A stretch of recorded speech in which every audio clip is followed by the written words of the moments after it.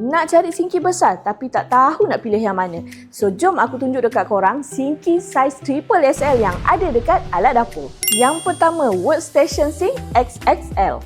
Yang ni memang sesuai untuk korang yang suka dapur praktikal. Saiz dia besar, bowl pun dalam. Paling best dia ada track dekat bahagian atas ni.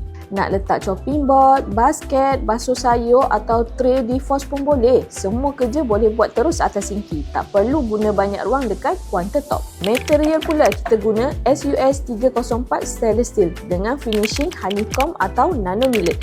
Lebih tahan cala and senang nak dijaga. Nak design macam mana? Jangan risau. Kita ada banyak pilihan model and size ikut kesesuaian dapur korang. Yang kedua, farmhouse sink. Yang ni ramai yang suka sebab design dia lain daripada yang lain. Bahagian depan dia jenis yang terkeluar sikit, terus bagi nampak premium and eksklusif. Saiz bowl dia pun besar and dalam. Nak basuh periuk besar, tray, oven atau banyak pinggan sekaligus memang puas hatilah. Material stainless steel 304 yang tahan lasak dan sesuai untuk penggunaan harian. Kalau rumah jenis yang besar atau selalu masak untuk family yang ramai, yang ni memang ngam.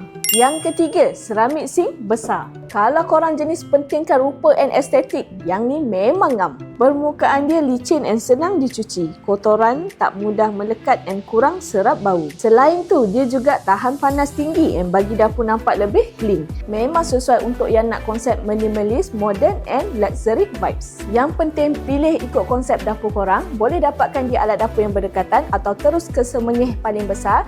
Dapatkan dengan harga yang terbaik boleh runding. Simpan dulu kemudian ambil pun boleh. Tak ada masalah. Bye-bye.